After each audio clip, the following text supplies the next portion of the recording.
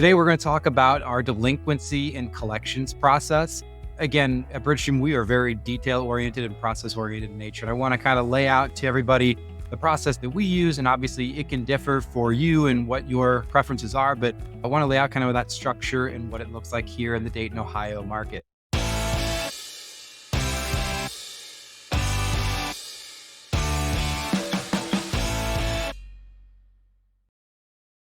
Hi, this is Mike Mefferd at Bridgestream Property Management, where we aim to be the bridge to multiple streams of income for our clients.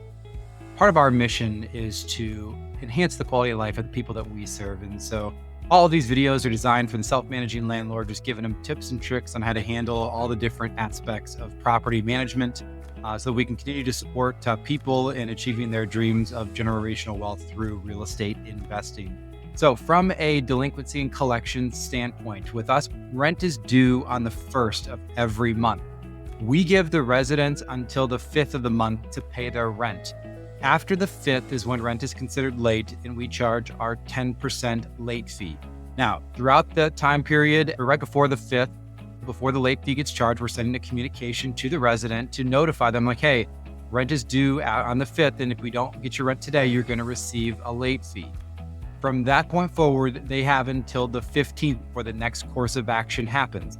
On the 15th of the month, we are going to post our 3-day notice to vacate the property for non-payment of rent. Again, just like with the late fee notice to the resident, on the 14th, we're going to send an email and a text message to the resident to let them know that, hey, yes, your rent is late. If you do not pay by the 15th, you will have a 3-day notice posted on your door.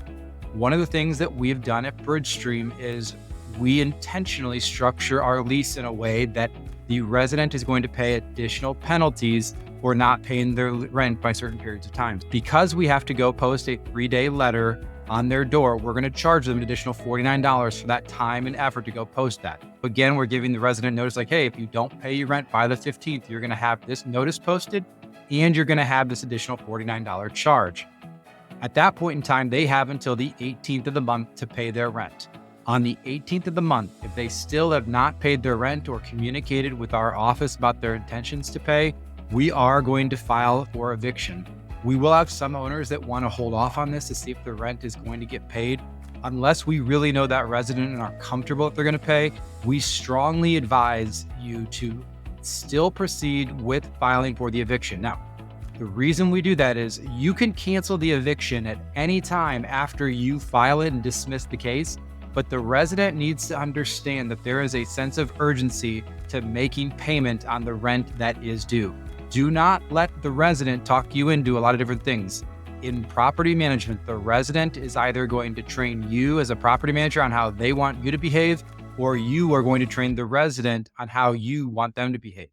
Residents need to understand that they're in a contractual obligation to pay their rent on time, and that rent has to be paid before anything else. Once we file for the eviction on the 18th, it is going to take anywhere from 5 to 7 weeks for the whole court process to play out. We would email our attorney who's going to file the evictions with the courts. It can then take 3 to 5 weeks to get a hearing with the court.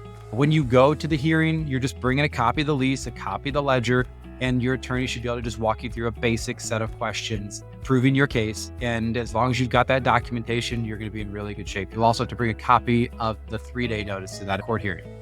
After you get the ruling in court that you have been granted the eviction, it's called restitution. At that point, a bailiff is going to call you within 7 to 10 days of the move out to schedule the actual move out and the lock change process at the property. It pretty much works like clockwork. I know that going to court for most people is very intimidating. As long as you have a competent attorney, I would tell you, do not be scared. Do not be fearful of this. This is a very simple process and a good attorney will walk you through it. It's very low stress. They will lead you with the questions that they're going to ask you. As long as you have, again, a copy of your 3-day notice that you posted, a copy of the lease, and a copy of the ledger, you're going to be just fine. Another tip or trick in terms of the collections and delinquency process. At Bridgestream, we do not accept partial payments, and here's why. What we have found, if you accept a partial payment from your resident, they will continue to take advantage. And if rent is $700 this month, they may only pay $600. Well, now they have a $100 balance that's going to carry over to the next. And then the next month, they only pay $600. And then that late fee starts to accrue and get bigger and bigger and bigger. And before you know it, you've loaned them so much money, they're too far behind and they can't get themselves caught back up.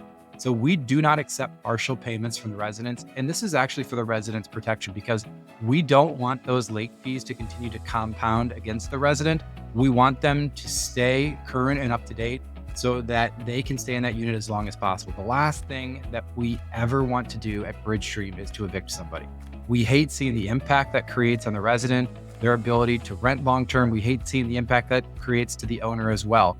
You will get a lot of pushback from residents and you have to stand strong. You have to stand strong because in reality, it's best for you as owners and it really is best for your resident as well. It protects them from not getting too far behind where they can't get caught back up.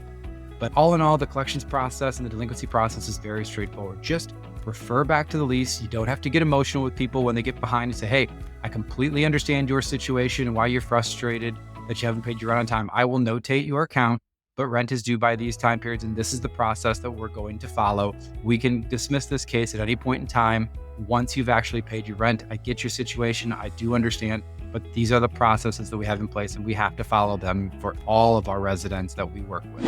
We hope this information really helps you in your collections, your delinquency process. If you have any questions, feel free to visit us on our website below at bridgestreampropertymanagement.com. Again, we want to see everyone thrive and succeed as landlords out there. We're happy to answer any question for you. If you like this content and you're interested in receiving more, we post videos every week for your enjoyment. Please go ahead and hit that subscribe button below. Thanks so much for tuning in and have a great day.